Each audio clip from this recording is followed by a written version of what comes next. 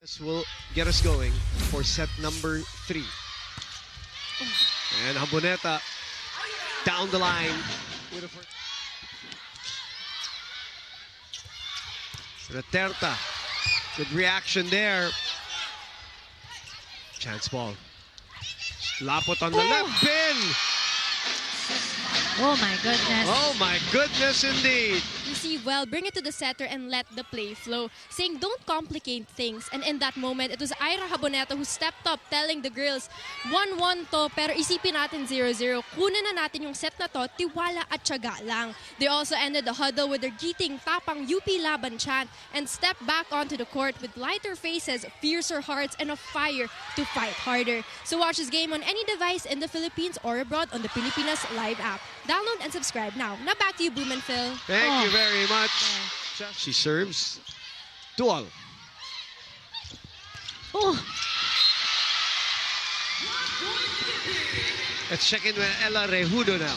And indeed, it was through teamwork that they were able to pick themselves up in that second set. And hopefully, what they continue to do until the last set. Watch this game on any device in the Philippines or abroad on the Pilipinas Live app. although she's still the go-to pa rin Yep. for LaSalle, but volleyball is a team sport with Shavana Lapot again to Itang. 5 serving 4.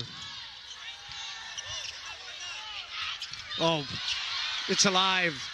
Capistrano bumping it.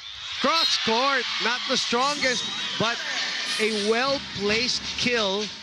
Sumusobra ng konting karga, partner. Yes. 10 service errors too much.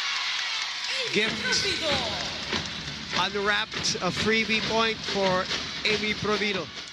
Very defensive in Yeah, front we of the net. actually we don't see a lot of her running Uy, as Oh, no. Olango saves herself. She's good.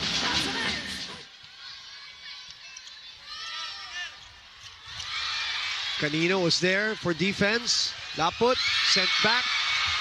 Canino keeps it up, which gives UP a chance for a free ball. Itang.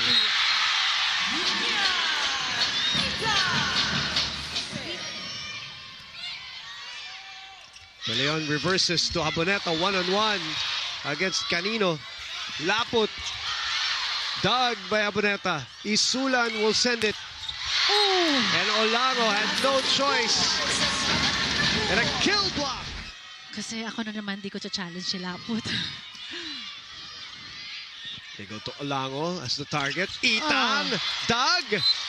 But De Leon unable to keep it in play. 13-10 is our score. Nice good serve. Good serve. Even the coaching staff. Yeah, we can hear. Yeah. Yan, finally. Again, better serve. Itang asking for it. You know, Itang, the one thing also that she has improved from a technical standpoint, Hihingi niya talaga yung bola, Well, yung for sure. confidence. pero hindi masyadong telegraphed yung pasok lagi. Lapot again, just too high, too good, too hard.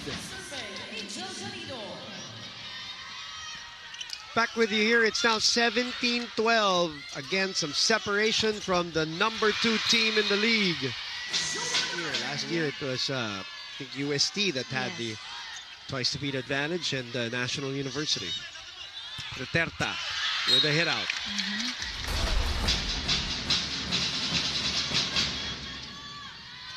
Safe serve this time to Capistrano.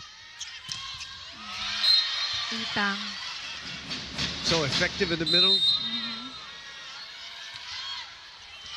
Kinabahan ako dun. Baka parang sasabit pa. Duterte keeps it up. Mangilimutan. Too low for Itang. Canino.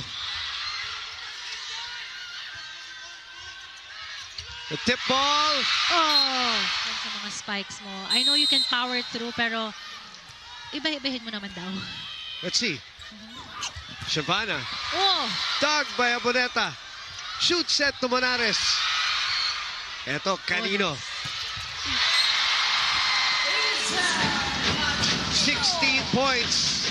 Her spirit, her will, her fight. Yung fire, Yeah. nakita mo sa It's palo always, yun. always. Pinagsabihan ni Coach Ramil. Yep. Next palo. Hinampas. Ayun na naman.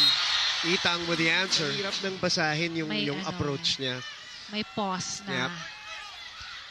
An intention.